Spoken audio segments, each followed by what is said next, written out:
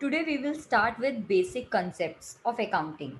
The basic concepts are referred to as the fundamental ideas or basic assumptions underlying the theory and the practice of financial accounting and are broad working rules for the accounting activities and developed by the accounting profession. ठीक है, these accounting concepts जो है हमारे fundamental ideas हैं जिसके base पर हम अपनी पूरी accounting करते हैं. The important concepts have been listed as below: business entity, money measurement, going concern, accounting period, cost, dual aspect or duality, revenue recognition, matching, full disclosure, consistency, conservatism, materiality, and objectivity. First, we will start with business entity concept. The concept of business entity assumes that the business has a distinct and separate entity from its owner. Business entity principle concept जो है हमारा वो assume करता है कि जो मेरा owner है और मेरा जो बिजनेस है वो दोनों एक दूसरे से अलग हैं. अगर मैं लॉ की नज़रों में देखूं तो मेरा बिजनेस और जो उसका ओनर है, जो प्रोप्राइटर है जिसने मेरे बिजनेस के अंदर पैसा लगाया है, लॉ की नज़रों में वो दोनों ही क्या है, अलग है. It means that for the purpose of accounting, the business and its owner are to be treated as two separate entities. Keeping this in view, when a person brings in some money as a capital into his business, in accounting records, it is treated as liability of the business to the owner. इसी concept की वजह से हमारा जब proprietor, ठीक है, जो owner है हमारा, जब कैपिटल लेकर आता है बिजनेस में इन्वेस्ट करने के लिए, तो मैं अकाउंटिंग रिकॉर्ड्स में उसे एज अ लाइबिलिटी ट्रीट करते हैं. Here one separate entity is assumed to be giving money to the another distinct entity, business unit.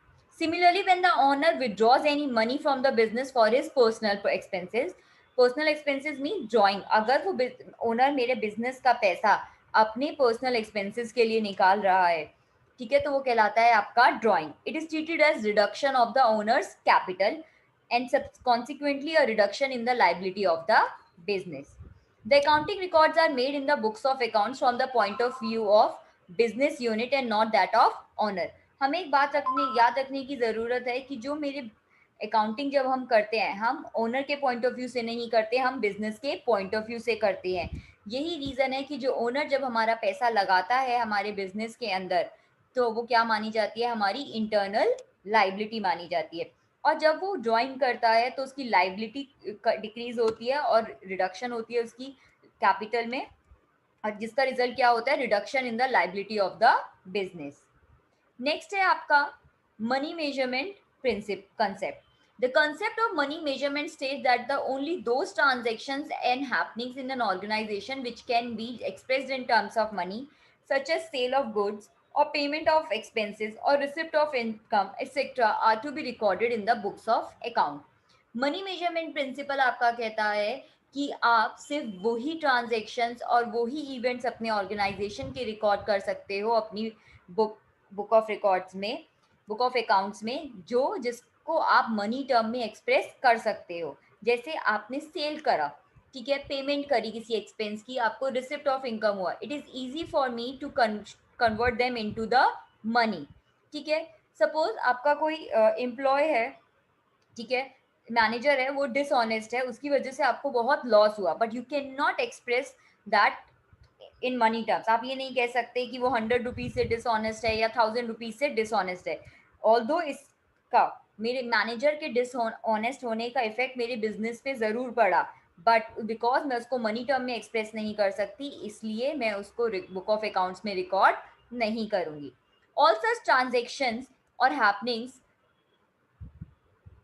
which cannot be expressed in monetary terms, for example, the appointment of a manager, the capabilities of its human resources or creativity of its research department, or the image of the organization among people in general, do not find a place in the accounting records of firm. ठीक है, another important aspect of the concept of money measurement is that the records of the transaction are to be kept not in physical unit but in the monetary unit. ठीक है, for example इसको समझते हैं. An organization may on a particular day have a factory on a piece of land measuring 2 acres, office building containing 10 rooms, 30 personal computers, 30 office chairs, tables, and bank balance of rupees 5 lakh, raw material weighing 20 tons and 100 cartons of finished good. These assets are expressed in different unit. अगर आप देखो ये सारी हमारी assets है but अलग अलग unit में है. लैंड आपका एकर्स में लिखा हुआ है आपके पास. ऑफिस बिल्डिंग 10 रूम्स हैं उसके. कंप्यूटर्स 30 यूनिट्स हो गई. ऑफिस एंड चेयर्स 30 यूनिट्स हो गई. फिनिश गुड्स आपके 100 कार्टन्स हैं. तो मैं इन सबको नहीं, इन यूनिट्स में नहीं लिख सकती. तो इसके लिए मुझे क्या करना पड़ेगा, इनको मनी टर्म्स में रिकॉर्ड करना पड़ेगा. In this case, the cost of the factory land may be say rupees 2 crore, office building rupees 1 crore, computers 15 lakh, office chairs and table 2 lakh, raw material 33 lakh and finished goods 4 lakh. Thus, the total asset of the enterprise are valued at 3 crore and 59 lakh. Similarly, all transactions are recorded in rupees and paise as and when they take place. The money measurement assumption is not free from the limitations. इसकी भी अपनी एक limitations है. Due to the change in the prices, because obviously आपने आज एक land खरीदी, आपने एक बिल्डिंग खरीदी है. हम देखते हैं हमारे प्रॉपर्टी के रेट्स बढ़ते रहते हैं, कम होते रहते हैं. The value of money does not remain the same over a period of time. Because prices change होने से क्या होता है, जो मेरी मनी की वैल्यू है वो सेम नहीं रहती. The value of rupee today on account of rise in prices is much less than what it say 10 years back. आज जो रुपीज की वैल्यू अगर 10 साल पहले देखे तो वो क्या थी, बहुत ही कम थी. Therefore, in the balance sheet, when we add different assets bought at different points of time, say building purchased in 1995 for rupees 2 crore and plant purchased in 2005 for rupees 1 crore, were in fact adding heterogeneous values which cannot be clubbed together. As the change in the value of money is not reflected in the books of account, the enterprise data does not reflect the true and fair view of affairs of an enterprise. Because मैं अपनी balance sheet में value of money को reflect नहीं कर सकती हूँ, तो इसकी वजह से हम कह सकते हैं कि जो मेरे इंटरप्राइज में है का अकाउंटिंग डाटा है वो ट्रू और फेयर व्यू मुझे शो नहीं करता है. नेक्स्ट है आपका, our next concept is going concern concept. The concept of going concern assumes that a business firm would continue to carry out its operations indefinitely, that is, for fairly long period of time, and would not be liquidated in the foreseeable future. This is an important assumption of the accounting as it provides the very basis for showing the value of assets in the balance sheet. मेरा going concern concept कहता है कि मैं ये assume करके चलूंगी कि मेरा business near future में ना ही अभी बंद होने वाला है, ना ही मैं इसका स्केल ऑफ ऑपरेशन कम करने वाली हूँ. ठीक है, इसी की this is the important assumption जिसके बेसिस पर हम अपनी वैल्यू जो है एसेट्स की बैलेंस शीट में शो करते हैं. An asset may be defined as a bundle of services. When we purchase an asset, for example, a personal computer for sum of rupees 50,000, what we are buying really is the service of the computer that we shall be getting over its estimated lifespan, say 5 years. It will not be fair to charge the whole amount of 50,000 from the revenue of the year in which the asset is purchased.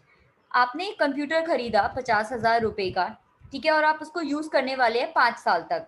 तो ये fair नहीं होगा कि आप जो 50,000 का computer है, ठीक है, उसकी सारी वैल्यू जिस ईयर में आप खरीद रहे हो उसी ईयर में चार्ज कर दो.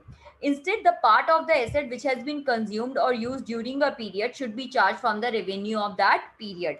बल्कि क्या होना चाहिए, जितना आपने पार्ट यूज करा है उतना उस पीरियड के रेवेन्यू से चार्ज होना चाहिए. सपोज अगर हम मान रहे हैं कि 50,000 मैं 5 साल तक यूज करने वाली हूँ, तो मैं क्या कर सकती हूँ, 50,000 divided by 5 means her year मैं एज्यूम करूंगी कि 10,000 मैं यूज कर रही हूँ.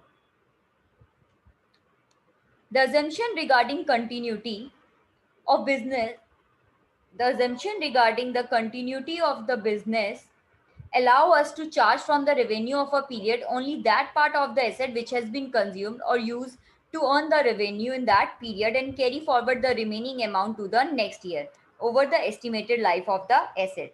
Thus, we may charge rupees 10,000 every year for 5 years from the profit and loss account. In case the continuity assumption is not there, the whole rupees 50,000 in the present example will need to be charged from the revenue of the year in which the asset was purchased. Because अगर continuity principal होता ही नहीं है आपका, तो आपको क्या करना पड़ता बेटा कि आपको सारा जो 50,000 है उसी ईयर से चार्ज करना पड़ता. बिकॉज कंटिन्यूटी है तो आपको पता है कि ओके आगे मेरे बिजनेस का फ्यूचर है, मीन्स मैं ये 5 साल तक यूज करने वाला हूँ. तो आज जो ये 50,000 मैंने खरीदा है तो इट विल बी अनफेयर अगर मैं सारा वो जो अमाउंट है उसको इस साल के रेवेन्यू के अगेंस्ट चार्ज करें। तो अगर हम 5 साल तक करने वाले हैं तो हमने अपने एसेट की वैल्यू 5 ईयर्स तक डिवाइड कर देते हैं। तो इस केस में हमने क्या करा है, 50,000 डिवाइडेड बाय 5 करा, मीन्स 10,000 में every year P&L profit and loss account में हम चार्ज करेंगे।